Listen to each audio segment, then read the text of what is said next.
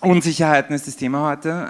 Es ist, mich verunsichern manchmal komische Dinge. Kennt ihr ja Unsicherheit, weil ihr, wenn ihr was verloren habt? Vor kurzem, also ich habe diese Woche, ich weiß nicht, wer kennt's, ich hab mein Lieblings-T-Shirt verloren. Ja, also ich weiß First World Problem, aber es war halt irgendwie, also es war irgendwie so tolles Baumwolle-T-Shirt, schön gefallen, es war so richtig gut eingetragen, 11 Jahre alt, super, also gerade so richtig befusselt und so, jetzt geliebt. Und also es war mein blau-weiß gestreiftes T-Shirt. Also für diejenigen unter euch, die schwul sind, die wissen, für einen Schwulmann ist das blau-weiß gestreifte T-Shirt ungefähr so wichtig wie das blau-weiß gestreifte T-Shirt für einen Franzosen. Also man kann sich Leute einfach ohne sehr schlecht vorstellen. Und ich weiß nicht, wie ihr drauf seid, wenn ihr was verloren habt. Also ich bin schrecklich ungenießbar, wenn ich was verloren habe. Also ich habe irgendwie zum Beispiel, bin halt heimgekommen und hab das T-Shirt gebraucht und habe irgendwie alles aus dem Kasten rausgeschmissen. Und dann habe ich natürlich alle Leute angerufen, die in den letzten 5 Monaten an meiner Wohnung nur vorbeigegangen sind oder so. Also ich irgendwie gerade so, ich glaube so aktiv habe ich meine Mama seit circa 4 Monaten nicht mehr angerufen, aber an diesem random Mittwoch um 15:31 Uhr, hallo Mama, hast du mein T-Shirt gesehen? Ja, es ist so. Und dann, also gefunden habe ich es natürlich nicht, sonst hätte ich es heute angezogen, weil es mein Glückst-T-Shirt. Und ich finde es aber irgendwie trotzdem ganz wertvoll, weil ich dieses T-Shirt vermutlich nirgendwo verloren habe. Das heißt, das T-Shirt ist vermutlich immer noch irgendwo in meiner Wohnung. Und es ist vermutlich so, wie mit allen Dingen im Leben, alles, was du suchst, ist in dir selber drin. Ja. Das ist eine Metapher. Okay, die nächste Performerin will be performing in English. It's the first time on the PCCC stage. She went to the open mic we hosted about 6 weeks ago, and she killed it. She came all the way from Brno, where she does comedy and theater and a couple of other things. Please give a warm welcome to Anne Johnson!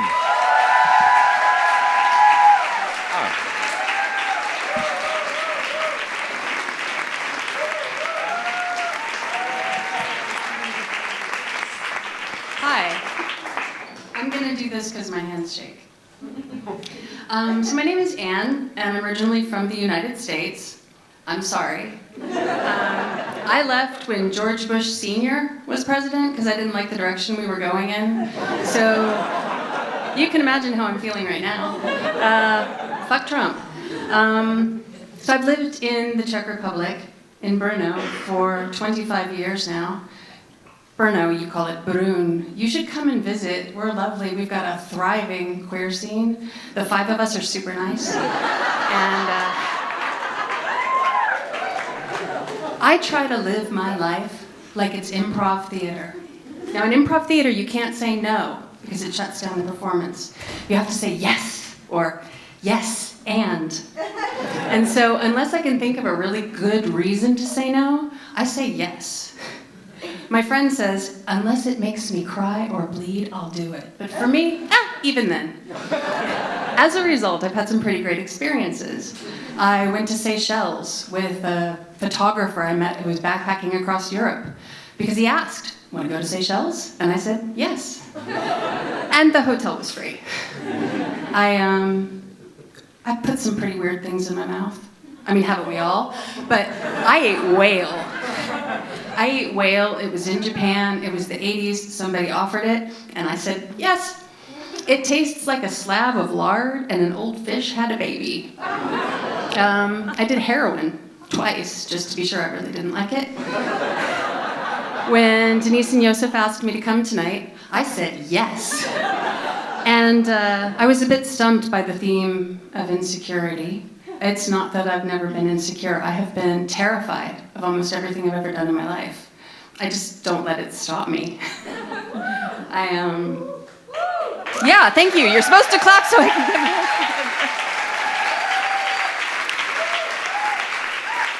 give you. Here's what I know. The outcome of trying is never as bad as the regret of not trying.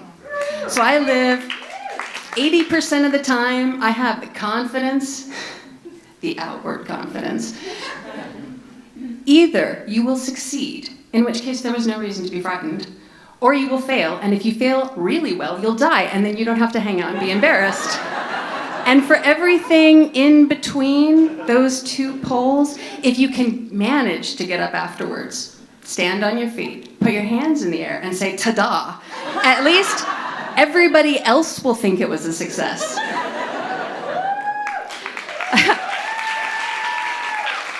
I moved to Brno in 1994 because somebody offered me a job, and I said yes. And I love my town. I fell in love back then when it was kind of gray and kind of crumbly and kind of dirty, and everybody was in pretty much a bad mood all the time. I'm from California, and for a Californian, I am a black cloud of pessimism. But compared to Czechs in the 90s, I'm a ray of sunshine. It's like I finally got to understand what it feels like to be an optimist, and that's part of what made me brave. And also, I'm a medium-sized fish in a very small pond. You cannot get imposter syndrome when everybody already knows who you are. And yet even I was insecure once, and that's what I want to tell you about. It was 1996. And I had been living in Brno for 2 years, and I hadn't quite picked up the language yet. And I found out that I was pregnant. And I don't know, I decided to stay. I had 2 books. I had Check Step by Step and What to Expect When You're Expecting. And I figured I got 9 months, I'm gonna get this. I'm studying all the time. Now, this was after they had invented telephones, but before they invented the telephones that you can carry in your pocket. So I had a little pocket dictionary. I still have it. And I carried it with me everywhere, my little pocket dictionary. I even carried it with me to the gynecologist. My gynecologist is fantastic. Nobody in his office speaks a word of English because, why should they? So I'm going to the gynecologist with my little pocket dictionary, and we're making do. I would rather have a doctor that spoke only Czech and was skilled with a speculum than someone who spoke a bunch of languages and had clumsy hands. But this one time that I wanted to tell you about, I'm like 6 months pregnant, I'm visiting the doctor, I'm talking to the nurse, she's doing all the intake questions, they check your blood pressure, which makes sense, they check your weight, which also makes sense, they check your height, I don't know. And things could change. And she's asking me these questions. She's like, "Cítite bolesti?" Which is, do you feel pain? "Cítite nevolnost?" Do you feel nausea? And she gets a new question, which is, I think, "Cítite pohyby?" And I have just learned the word pohyby. It means doubts. So she's asking me if I'm feeling any doubts. Well, I'm foreign. The learning Czech in 9 months is not going really well. I have literally no family anywhere on the continent yet. I've just been through a breakup with someone who was spectacularly less excited about the pregnancy than I was. So, pohyby, doubts.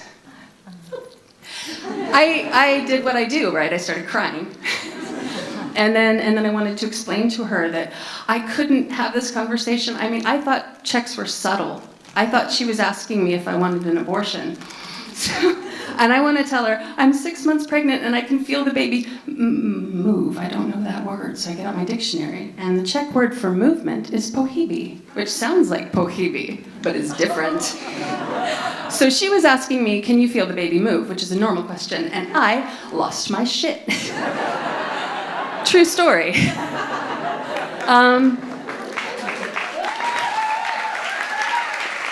I still go to the same gynecologist.